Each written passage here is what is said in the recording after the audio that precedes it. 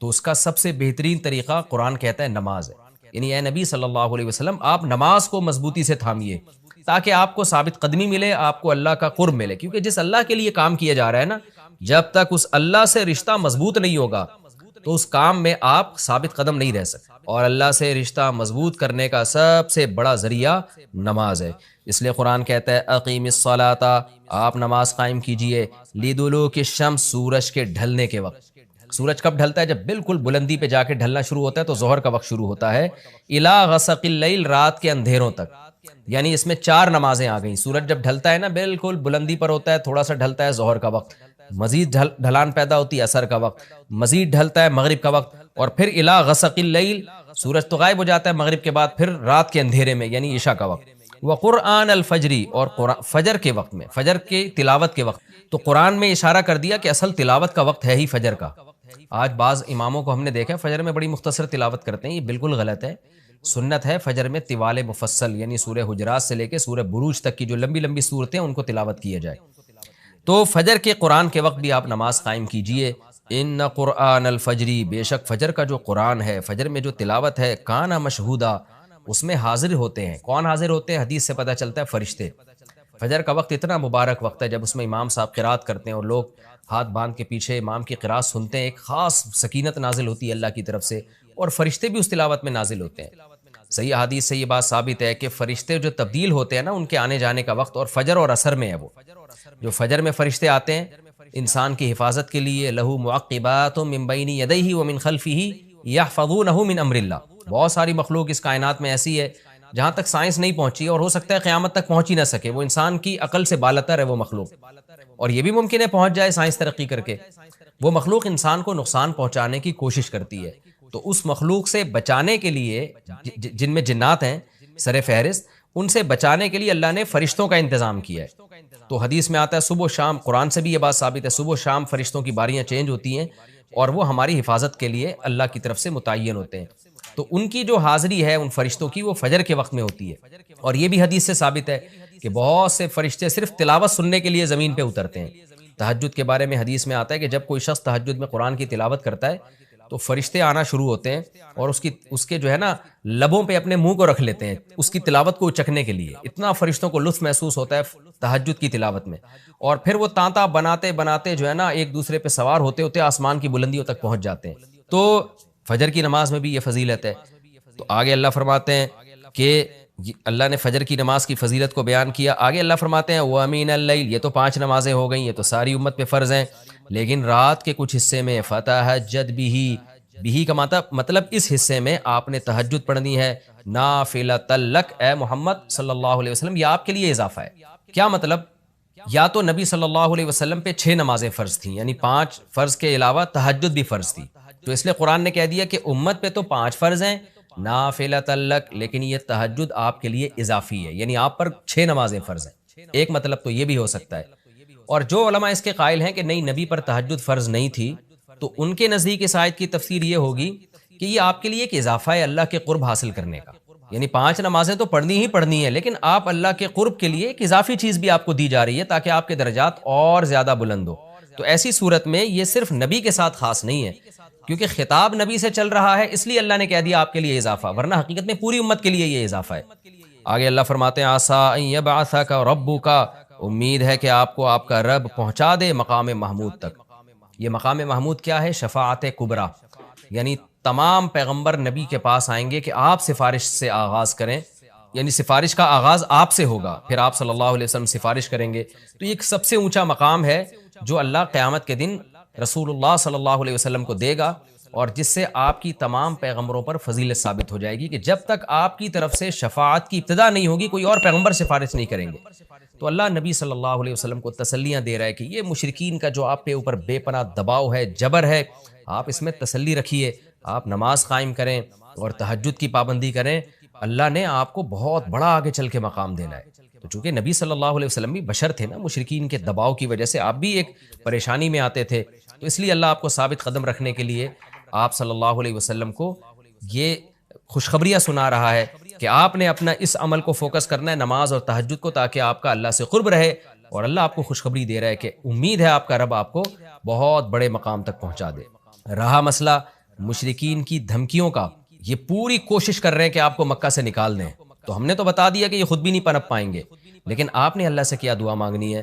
وَقُلْ رَبِّ، کہہ دیجئے اے میرے رب، ادخلنی مدخل صدق، مجھے مکہ میں داخل کیجئے مرغوب داخلہ، اچھا داخلہ، اور مجھے مکہ سے نکالیے بھی اچھے طریقے سے، یعنی اچھا نکلنا ہو میرا، ایسا نکلنا جس کے نتائج اچھے ہوں۔ اس میں اشارہ ہے کہ آپ صلی اللہ علیہ وسلم کو مکہ سے نکالنے پر مجبور کیا جائے گا، اور ایک وقت آئے گا کہ آپ مکہ سے نکلیں گے۔ تو اللہ اپنے حبیب صلی اللہ علیہ وسلم کو پہلے سے دعا سکھا رہے ہیں کہ آپ اللہ سے دعا مانگے، اللہ جب میں نکلوں تو میرا داخلہ بھی اچھے طریقے سے ہو اور میرا نکلنا بھی اچھے طریقے سے ہو، یعنی پسندیدہ نکلنا ہو۔ سوال پیدا ہوتا ہے نکلنے کا عمل تو پہلے ہے اور مکہ میں داخلے کا عمل بعد میں، تو نکلنے کا تذکرہ پہلے ہونا چاہیے کہ اللہ مکہ سے مجھے اچھی طریقے سے نکال، اور مکہ میں مجھے داخل بھی اچھے طریقے سے کرنا، تو داخلے کا تذکرہ پہلے کیوں؟ تو اس میں بلاغت کا ایک نقطہ ہے کہ پیغمبر کا بنیادی مقصد وہ ہدف ہے جو پیغمبر دنیا میں لے کے آئے ہیں، تو اس کی آغاز تو مکہ سے کرنا ہے جس میں آپ کو بھیجا گیا، جو ابراہیم علیہ السلام کا شہر ہے، جہاں بیت اللہ ہے، اسلام کا مرکز تو اس جگہ سے بننا ہے۔ تو اس جگہ سے اگر نکالنا ہی مقصد ہے تو یہ جگہ تو رہ گئی نا پھر جو ابراہیم علیہ السلام کا مرکز اور ابراہیم علیہ السلام کی دعائیں تھیں، تو اس لیے اصل مقصد تو یہ کہ مکہ میں داخل میں اچھے طریقے سے ہوں، جو پیغمبر کا مقصد تھا دنیا میں آنے کا، مکہ فتح کر کے داخل ہوں، یہاں مجھے غلبہ ملے، اور یہاں میرا جب داخلہ ہو تو ایسا داخلہ جس کو میں پسند کروں۔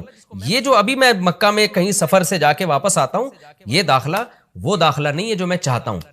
تو چونکہ مکہ سے نکلنا مقصد نہیں ہے، نکالا اس لیے جا رہا ہے تاکہ داخلہ ایک طاقت کے ساتھ ہو اور اچھے طریقے سے داخلہ ہو، اس لیے اس داخلے کا تذکرہ پہلے کیا جا رہا ہے۔ ہاں وہ داخلہ اس وقت تک ممکن نہیں ہے جب تک مکہ سے ایک دفعہ آپ کا خروج نہ ہو، تاکہ مدینہ میں ریاست بنے اور آپ 10,000 کا لشکر لے کر فاتحانہ انداز سے مکہ میں داخل ہوں، اور جس مقصد کے لیے اللہ نے آپ کو بھیجا تھا وہ مقصد پورا ہو۔ تو وہ مقصد نکلے بغیر پورا ہو نہیں سکتا، اس لیے نکلنے کا تذکرہ کر دیا، ورنہ اصل مقصد تو یہ ہے کہ اللہ میں مکہ سے نکلنا نہیں چاہتا، میں مکہ میں داخلہ چاہتا ہوں۔ داخلہ ایسا ہونا چاہیے مدخل صدق، سچا مرغوب داخلہ ہونا چاہیے۔ چنانچہ اللہ نے آپ کی دعا قبول کی، اور جب نبی مکہ میں داخل ہوئے نکلنے کے بعد تو کیسا بہترین آپ نے کا داخلہ ہوا کہ 10,000 کا لشکر لے کر آپ گئے، اور مشرکین مکہ آپ سے معافی کی بھیک مانگ رہے تھے۔ تو یہ مکی آیتیں اس وقت تو ظلم کے پہاڑ توڑے جا رہے تھے، لیکن پیغمبر سے اس طرح کی دعائیں کروائی جا رہی تھیں، وَأَخْرِجْنِي مُخْرَجَ صِدْقٍ، اور اللہ مرغوب نکلنا ہو، یعنی جب میں نکلوں تو بھی میرا اچھا ٹھکانہ ہو۔ چنانچہ آپ کا نکلنا بھی بڑا اچھا ہوا کہ پورا مدینہ آپ کے استقبال میں کھڑا ہوا تھا، اور طلع البدر علینا من ثنیۃ الوداع، یہ جو ترانے ہیں یہ مدینہ کی بچیاں آپ کے استقبال میں پڑھ رہی تھی۔ تو آپ کا نکلنا بھی اچھا ہوا، یعنی مدینہ میں داخلہ جو مکہ سے نکل کے، اور پھر جو مکہ میں آنا وہ تو اس سے بھی زیادہ عزت اور شان کے ساتھ ہوا۔ وَاجْعَلْ لِي مِن لَّدُنْكَ سُلْطَانًا نَصِيرًا، اور اللہ تو بنا دے میرے لیے اپنے پاس سے زبردست طاقت جس میں میری مدد ہو، غلبہ دے دے مجھے مشرکین پر۔ یہ بھی مستقبل کی دعا ہے جو ان حالات میں نبی سے منگوائی جا رہی ہے، اور اللہ نے آپ کی ساری دعاؤں کو قبول کیا، سلطان نصیر بھی دے دیا آپ کو، غلبہ بھی دے دیا مکہ پہ، ایسا غلبہ جس میں اللہ کی مدد تھی، اور وہ کمزور غلبہ نہیں تھا، طاقتور غلبے کو سلطان کہا جاتا ہے۔ اور مدینہ میں جانا بھی آپ کا پسندیدہ ہوا، اور مکہ میں آنا بھی آپ کا پسندیدہ ہوا۔ اور اے نبی آپ یہ بھی کہہ دیجئے جاء الحق، حق آ چکا ہے، وزہق الباطل، اور باطل فنا ہو چکا ہے۔ حالانکہ جس وقت یہ دعا منگوائی جا رہی تھی باطل فنا نہیں ہوا تھا، لیکن ماضی سے جب کسی چیز کو تعبیر کیا جاتا ہے تو یہ بتانے کے لیے گویا یہ کام ہو چکا ہے، حالانکہ ہوا نہیں، ہوگا، لیکن نبی کی زبان سے نکلوایا جا رہا ہے کہ آپ مشرکین میں اعلان کر دیں کہ بس یہ کام ہو چکا ہے، حق آ گیا، باطل ختم، اور یعنی ہوگا تو فیوچر میں، لیکن گویا ابھی ہو چکا ہے۔ اتنا یقینی ہے کہ میں تمہیں اس کی پہلے سے خبر دے چکا ہوں کہ باطل اب پنپنے نہیں پائے گا، کیونکہ حق اب آ چکا ہے۔ ان الباطل کان زہوقا، اور باطل تو ہے ہی فنا ہونے والی چیز، جب حق آتا ہے تو باطل فنا ہو جاتا ہے۔ نبی صلی اللہ علیہ وسلم جب مکہ مکرمہ میں داخل ہوئے نا، تو آپ بتوں کو چھڑیوں سے گراتے تھے، چھڑی سے مکہ میں داخل ہو کے 360 بت کو ایک ایک کر کے چھڑی مارتے تھے، اور وہ بت الٹے لڑکتے تھے۔ تو آپ اس موقع پر یہ آیت پڑھ رہے تھے کہ جاء الحق وزہق الباطل ان الباطل کان زہوقا۔ کیا کیفیات بنتی ہوں گی صحابہ کی اور پیغمبر کی اس وقت کہ جو خوشخبری ان کو 13 سال پہلے دی گئی تھی، کئی سال پہلے دی گئی تھی، اور یقینی دی گئی تھی کہ یہ ہو چکا، تو اللہ نے اپنی آنکھوں سے دکھا دیا کہ کیسے بتوں کو بیت اللہ سے نکالا جا رہا ہے، اور اللہ کے گھر کو کیسے شرک سے پاک کیا جا رہا ہے۔ وَنُنَزِّلُ مِنَ الْقُرْآنِ مَا هُوَ شِفَاءٌ وَرَحْمَةٌ لِّلْمُؤْمِنِينَ، اور قرآن کہہ رہے ہیں ہم قرآن نازل کرتے ہیں جس میں مومنین کے لیے شفا ہے. یعنی اے نبی آپ کی تسلی کے لیے اور بھی ہم بتائیں آپ کو کہ ہم یہ جو آیتیں نازل کر رہے ہیں نا، اس میں مومنین کو بھی شفا مل رہی ہے، ان کی اصلاح ہو رہی ہے شرک سے اور برے عقیدوں سے، اور مسلمانوں کے لیے یہ رحمت ہے، ان کو تسلیاں بھی مل رہی ہیں. ولا یزید الظالمین الا خسارہ، اور ظالمین کے خسارے میں اضافہ ہو رہا ہے کیونکہ ظالمین اس پر عمل نہیں کر رہے، حجت تمام ہو رہی ہے. وَإِذَا نَمْنَا عَلَى الْإِنسَانِ أَعْرَضَ وَنَأَىٰ بِجَانِبِهِ، قرآن کہتے ہیں ہم جب انسان پر احسان کرتے ہیں تو وہ اعراض کرتا ہے اور اپنے پہلو کو ہٹا دیتا ہے. نعمت ملنے کے بعد بجائے اللہ کے قریب ہونے کے اللہ سے دور ہوتا ہے. وَإِذَا مَسَّهُ الشَّرُّ، اور جب انسان کو کوئی مصیبت پہنچتی ہے کان یئوسا، تو مایوس ہونے لگتا ہے. یعنی انسان کے بارے میں شکایت کی جا رہی ہے کہ اس کا اللہ پر ایمان نہیں ہے. پیغمبر کا مقصد ہے اللہ سے جوڑنا. تو یہ جو مشرکین ہیں جو اللہ کو نہیں مانتے، یہ خوشیوں میں بھی اللہ کو بھولتے ہیں اور غم میں بھی اللہ کو بھولتے ہیں، اسباب کو دیکھتے ہیں. لہٰذا جب اسباب کو آپ دیکھتے ہو اور پریشانی آتی ہے تو اسباب بتا رہے ہوتے ہیں، پریشانی دور نہیں ہو سکتی تو مایوس ہونے لگتے ہیں، ڈپریشن میں جاتے ہیں. وضو نہیں ہو رہا حضرت، وہ طلاق کا لفظ تو نہیں نکل گیا میرے دماغ میں، اور میں سوچتا رہتا ہوں. تو مجھے یہ ہوتا ہے کہ میرے بھی دماغ میں بھی یہ بات نہ بیٹھ جائے. میں کہتا ہوں بھائی جلدی سے بھاگ جائے یار، یہاں سے بند کر یار، کسی ڈاکٹر کو دکھا جا کے. بیمار کرو ڈاکٹروں کرو نا، ہم جو نارمل لوگ ہیں ہمارا ہنسی خوشی زندگی گزار رہے ہیں، ہمیں کیوں پریشان کر رہے ہو بھائی. تو کہاں سے کہاں بات چلی جاتی ہے. کیا بات کر رہا تھا میں، کیا بات کر رہا تھا؟ ہاں میں یہ بتا رہا تھا کہ دیکھو ڈپریشن کا جو اصل علاج ہے نا وہ ہے تقدیر پر رضا. سب سے بہترین علاج یہ ہے کہ اللہ کا جو معاملہ میرے ساتھ ہے میں اس پر راضی ہوں. وہ مجھے اگر غریب رکھنا چاہتا ہے میں غربت میں خوش ہوں، وہ اگر مجھے 1000 گز کا بنگلہ دینا چاہتا ہے تو میں اس میں خوش ہوں. حضرت حسن رضی اللہ تعالی عنہ بہت زیادہ دولت مند تھے، اور حضرت حسن کے جو نانا تھے محمد صلی اللہ علیہ وسلم وہ بہت زیادہ مسکین تھے. تو کسی نے حضرت حسن سے کہا کہ آپ کے پاس تو بڑی دولت ہے اور آپ کے نانا اور آپ کے والد کے پاس تو تھی نہیں. تو انہوں نے کہا بھائی اللہ اگر مجھے اس میں رکھنا چاہتا ہے تو میں اس میں خوش ہوں. آئی بس سمجھ میں بھائی، جس حال میں اللہ نے رکھا ہے بس ٹھیک ہے بھائی، تو پریشان ہونے کی چندہ ضرورت نہیں ہے. اللہ آپ کو ڈیفنس میں گھر دلا رہے وہاں رہ لو. اللہ آپ کو چاہ رہا ہے کہ آپ اورنگی ٹاؤن میں رہو تو وہاں رہ لو. اللہ چاہ رہا ہے کہ آپ گرو مندر میں رہو تو وہاں رہ لو. اللہ چاہ رہا ہے کہ مچھر کالوڑی میں لیاری ندی کے قریب رہو. اب آپ استطاعت نہیں ہے تو مجبوراً وہاں لے لو بھائی. مچھر کا کر لو، جالیاں والیاں لگا لو، اسپرے کر لو تاکہ بیمار نہ ہو. ٹھیک ہے نا، انجوائے کرو بس بھائی. اسی میں چرسی دیکھو کیسے انجوائے کرتے ہیں. چرسیوں کے کپڑے دیکھیں آپ نے، پائپ کے نیچے اب تو ملتے نہیں ہیروئن چیپ، چرسی نہیں ہیروئن چیپ، یہ جو پائپ ہوتے ہیں نا برساتی نالے کے پائپ، اس کے اندر چرسی بیٹھتے تھے، اب نہیں ہوتے. پتہ نہیں سنا ہے خود کش حملوں میں ان کو مروایا ہے لوگوں نے. تو کسی بھی چرسی کو دے دیا یہ بیگ فلاں مسجد میں رکھ کے آ جاؤ. دہشت گردوں نے ان کو بڑا استعمال کیا ہے. اور تو ایک پڑیا پکڑا دی، پڑیا ملے گی، وہ بیچارہ پڑیا کے چکر میں خود بھی پھٹ گیا. یہ دہشت گردوں نے سنا ہے میں نے واللہ عالم کہ ہیروئنچیوں کو بہت استعمال کیا. تو ہیروئنچی جو تھے ہم جب بچپن میں دیکھتے تھے وہ برساتی نالوں کے اندر بیٹھے ہوتے تھے، برساتی نالوں کے اندر ہیروئنچی بیٹھے ہوتے تھے، اور منہ میں بھی ان کے پائپ ہوتا تھا.